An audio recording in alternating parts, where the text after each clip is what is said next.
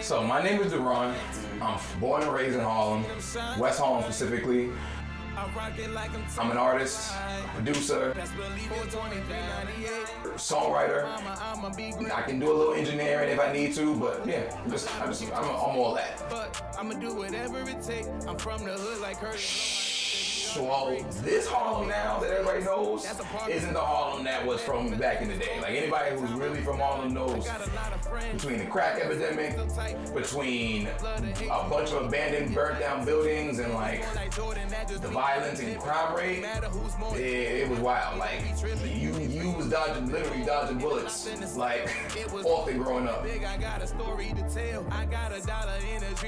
In your own community, like I'll say I just remember wearing uniform, like having to wear, being a kid wearing uniform, because my parents, they worked, but they ain't have it like that. So we was always, part of the reason they put us in the school with uniform from K to like 12th grade was because like you didn't have to spend as much money and keep up with people's like with latest clothes. Like my parents, we ain't have like they had enough to provide, make sure we had a roof over our head and some food and some clothes.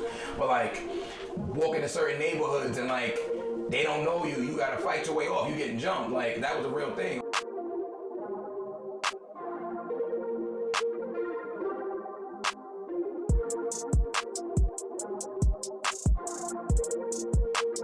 Well, I would say the biggest thing with that would probably be I'd say the influence I got from being in the school I went to, which was the choir academy, so that's Boys Choir Of Harlem. A lot of the male and female role models we had and male and female figures we had, they did a really good job of like, one, keeping us focused. So I was at school from like 7, 8 o'clock in the morning to like 7, 8 o'clock at night. And that was like 5, 6 days a week. Plus, I also was playing sports on the weekend. So I was playing basketball, football, baseball during this, depending what season it was, I was playing that on the weekend. So I was always, like actually out and about. So it was easy for me to realize like, yo, there's actually more to life than just either being on the block, doing nothing, like getting into needless trouble. And I know a lot of friends that went down that route. Sometimes you're just a victim of the circumstance. So I just was lucky enough to be able to get into a school where we had the opportunity to perform and travel. And like I said, I started traveling at an early age, around like 5th or 6th grade. So I was able to, I was never here.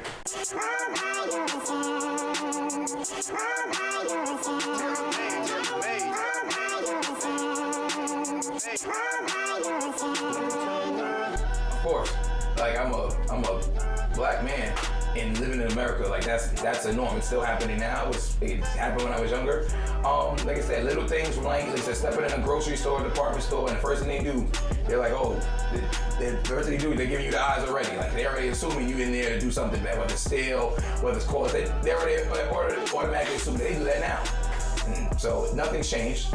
Trying to get a yellow cab, that's another example. Like now I still can't get a yellow cab. Like I have to I literally have to hope that a red light catches up and maybe I open the door before they pull off to catch a yellow cab. But I can't catch a yellow cab. So that's it. Those are two ones I think off the top of my head that I realized like, oh, so this is America. There's two different Americas.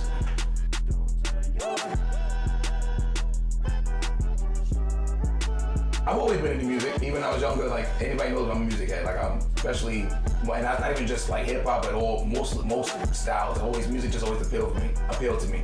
I'd say maybe around 11, 12 years old. One of my older cousins, he was actually into rap. He was like one of those. He wanted to be a rapper, so he had like a MC Rollin' 505. And I used to go to his house, him and my aunt's house over at Amsterdam, and Amsterdam Project down on like 60th Street. And I would go there and make beats. And then I thought that he had equipment, so I would, he would let me use his equipment, make beats, and then I would also sometimes like rap. I started rapping over those beats. And around that age, where I was like, oh, I actually might want to do this. And then even when we would go to summer camp, because my school actually did summer camp for 3 weeks in Saratoga Springs, New York. So me and my boys, we would like make up songs, like we'd make up songs in our dorm room. And we would like beatbox on the table, like, cause all we didn't have equipment. But recording on an old like cassette, and like, that's what we just use whatever we had, trying to be resourceful. But that's probably the first time, like 11 to 12, that I knew like I want to pursue this a little bit. But is it different for you as an artist as opposed to being a producer? Like, how do you split yourself, and is it different creatively for you? Yeah, putting the producer's hat on.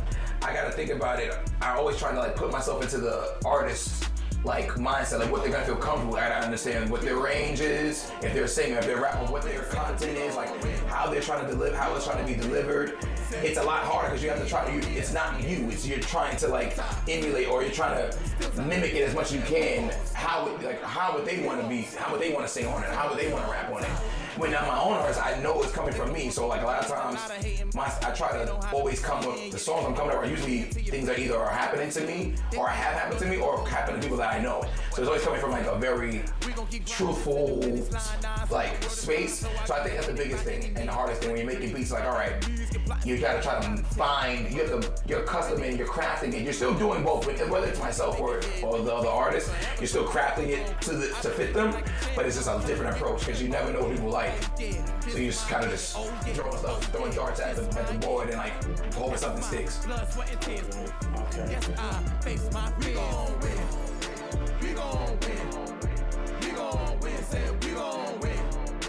We gon' win. Said we gon' be on ESPN. Still top 10. Still top 10. Said we won't stop. We won't stop till we on top. We on top. Climb up the mountaintop and it never stop. 24/7 we grind so we never flop. I don't know about you, but I can't lose. I'm trying to be the top gun like I'm Tom Cruise. But the mission ain't impossible. Through every obstacle, I push it to the limit. I'm unstoppable.